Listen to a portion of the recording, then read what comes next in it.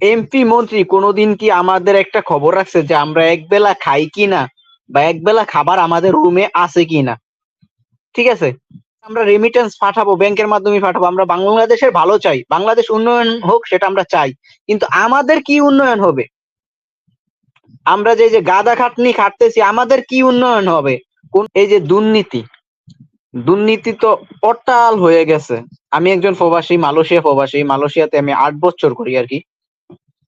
এই যে এখন যে আমরা আমাদেরকে যে এত চাপ সৃষ্টি করতেছে, ব্যাংকের মাধ্যমে টাকা পাঠাতে হবে, পাসপোর্ট ঠিক মতো করতে হবে, পাসপোর্টের টাকাটা ঠিক মতো দিতে হবে। এখন ওইসব এমপি মন্ত্রী কোনোদিন কি আমাদের একটা খবর রাখছে যে আমরা একবেলা খাই কিনা বা একবেলা খাবার আমাদের রুমে আছে কিনা?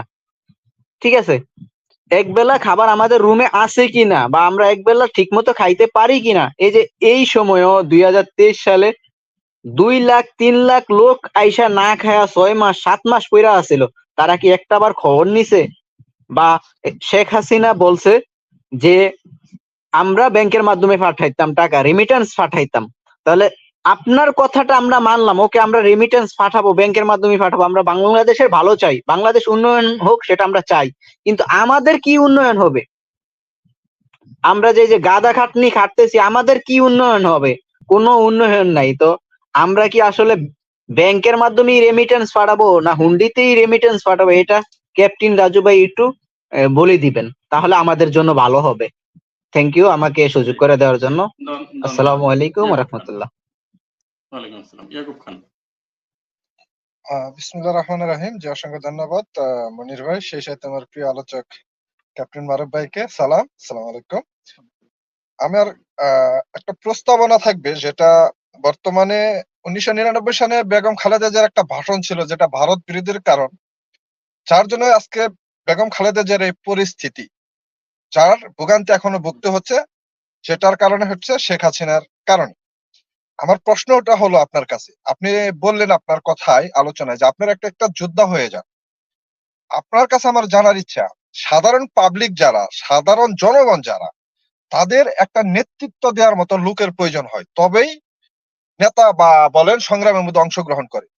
সবচেয়ে বড় যে জিনিসটা, প্রবলেমটা হচ্ছে কি, বিএনপির সবচেয়ে বড় প্রবলেমটা হচ্ছে যে তাদের বড় ধরনের কোন নেতাদেরকে আমি মাঠ পর্যায়ে দেখি না।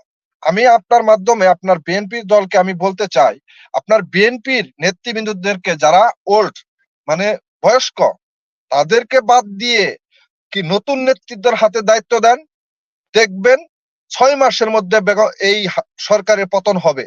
তার একটা উদাহরণ আমি বলি, সাদেক হোসেন খোকার ছেলে, দেখেন যখন জনসভা নিয়ে মাঠে নামে কত লোক থাকে, কিন্তু পুরাতন একটা নেতা, সবটি জং ধরে গেছে। বিএনপির যত নেতা, পুরান নেতা আছে, সবই এখন ধরতে গেলে কি অকেজু। তাদেরকে চাঙ্গা করার জন্য, দলকে চাঙ্গা করার জন্য, এবং এই যে ভারতের যে বর্তমানে সেন্ট মার্ট বলেন, রেল স্টেশন বলেন, ট্রানজিট বলেন, যেসব জিনিসগুলো আমাদের উপর চাপিয়ে দিচ্ছে, এটা দিয়ে কি আপনি মনে করেন না যে ভারতের সেনাদের আমাদের বাংলাদেশে প্রবেশ করানোর একটা সুযোগ করে নিচ্ছে তারা? এটা আপনি মনে করেন কিনা? আর আমি চাই যে ওয়ার্ড পর্যায়ে যে নেতাগুলো আছে বিএনপির, তাদেরকে বড় বড় দায়িত্ব দেওয়া হোক, তাহলেই এই সরকারের এই কবল থেকে বাঁচা সম্ভব বলে আমি মনে করি। বা আপনি কি মনে করেন, এটা আমাকে একটু বলে যাবেন ক্যাপ্টেন মারুফ ভাই, কারণ আমি আপনাকে শ্রদ্ধা করি, আপনার আলোচনাগুলো ভালো লাগে। জি, ধন্যবাদ আপনাকে। নজরুল ইসলাম। জি, শুনতে পাচ্ছি না, একটু আনমিউট করতে হবে, মাইকটা মিউট করতে। জি বলেন, এখন বলেন, শুনতে পাচ্ছি না। আবার মিউট করে দিচ্ছেন আপনি, আনমিউট করেন, মিউট করে দিচ্ছেন। হ্যালো, শুনতে পাচ্ছেন এখন? জি শুনতে পাচ্ছি, বলেন। আচ্ছা, আমি শুরু করছি। বিসমিল্লাহির রহমানির রহিম।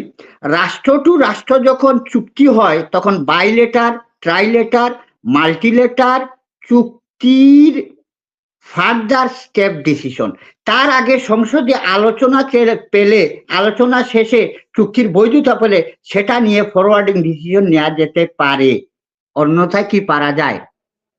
2 নম্বরে, প্রহসনের বুট ব্যালেটের সংসদ হলেও সেখানেও একটি গৃহপালিত দল আছে। জনাব চুন্নু সাহেব খুব প্রকাশ করে বললেন, চুক্তির খবর তিনিও জানেন না, সংসদে নয়।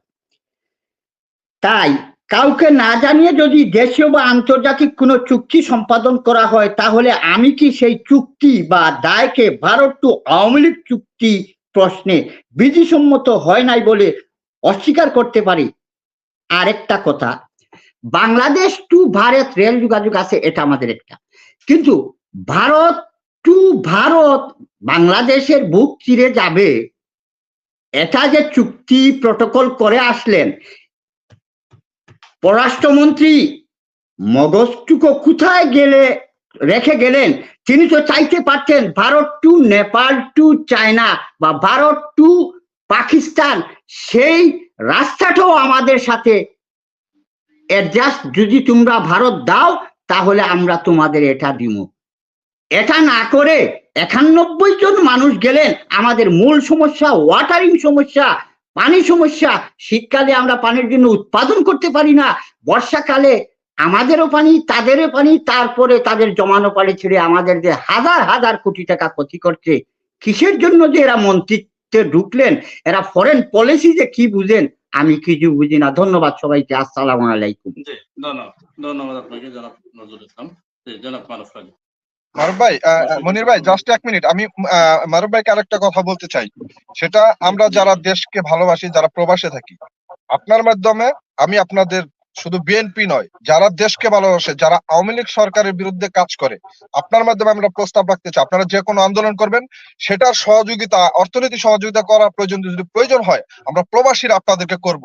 এই প্রস্তাবনাটা আপনি আপনার দলের মধ্যে রাখবেন। আমরা চাই এই বর্তমান অবৈধ সরকারের কবল থেকে আমার দেশ, আমার মাতৃভূমি, আমার দেশত্ব, যে দেশের যে শহীদ হয়েছে তাদের রক্তে কামানো দেশটা রক্ষা করার জন্য প্রয়োজন বোধ আমরা প্রবাসীরা আপনাদেরকে সর্বাত্মক সহযোগিতা করব। আমি ক্লিয়ার কাট, আমি যেটা করি না কাউকে বলি না। গত 4 মাস আমি বাংলাদেশে কোনো টাকা আমি বৈধ চ্যানেলে পাঠাই না, এবং আমি আমার বন্ধু বান্ধবদের সবাইকে বলেছি কেউ পাঠাবে না বৈধ চ্যানেলে। আমরা রক্তের পানি করা টাকা আমরা পাঠাই। প্রবাসীরা থাকে যে যত বড় চাকরি করুক, রক্তে পানি করা টাকা, এই টাকা তারা লুট করে, মদ মাস্তি করে, বেগম পাড়া বাড়ি করে হাজার হাজার কোটি টাকা নিয়ে যায়। আপনি জেনে শুনে কেন পাঠাবেন? আপনি হুন্ডিতে পাঠান, অন্যভাবে পাঠান, প্লিজ। এদেরকে সহায়তা করবেন না। এরা আপনার টাকা নিয়ে, আপনার টাকা দিয়ে গুলি কিনে আপনার বুকে গুলি করছে। আপনার টাকা দিয়ে সেনাবাহিনীর বেতন হয়, আপনার টাকা দিয়ে পুলিশের বেতন হয়, আমার টাকা দিয়ে তাদের পুলিশের র্যাবের মার্সিডিজ আপনার ল্যান্ড ক্রুজার গাড়ি কেনা হয়, অথচ সেই গাড়ি আমার বুকের মধ্যে চালিয়ে চলে যায়। কত বড় নিদারুণ ব্যর্থতা আমাদের, যে আমি মালিক, আজকে চাকরের থেকেও খারাপ অবস্থা। টকশোতে এসে দুঃখ করছি, আমার বাড়িঘর দখল হয়ে গেছে, আমি রাস্তার ফকির হয়ে গেছি, কেউ আমার কথা বিশ্বাস করে না, পাগল মনে করে আমাদেরকে। যে কাপড় চোপড় নাই, এ কিসের আগে ভালো ছিল, বড় লোক ছিল নাকি শুনলাম, কিন্তু এখন না তার অবস্থা। সে আমাদেরকে এই অবস্থা বুঝতে হবে। প্লিজ আপনারা এটাকে উপলব্ধি করেন। প্রত্যেকটা মানুষ তার যার জায়গা থেকে প্রতিবাদ, প্রতিরোধ এবং ব্যবস্থা নেন। আমরা অনেক কিছু করতে পারবো, অনেক কিছু করতে পারবো না। যেটা করতে পারবো এটা করেন। বিভিন্ন জায়গাতে বিদেশে যারা আছেন তারা সংগঠিত হন, এই যে আপনি বলেছেন, তারা প্রতিবাদ করেন। দেশে আপনার আত্মীয়-স্বজনকে প্রতিবাদ করতে বলেন। তাদেরকে একটা বৈধ চ্যানেলে কোনো টাকা দিয়েন না। এক ভাই বলেছেন ব্যাংকে টাকা নাই টাকা। ইসলামী ব্যাংকের মতো একটা ব্যাংকে ধ্বংস করে দিয়েছে আমাদের চোখের সামনে। কারণ এই ব্যাংকটা জামাতে ইসলামের মালিকানাধীন ছিল। এই ব্যাংকটাকে এস আলমকে দিয়ে দেওয়া হয়েছে। এস আলম এটা লুটপাট করে এখন এখানে ওর টাকা নাই।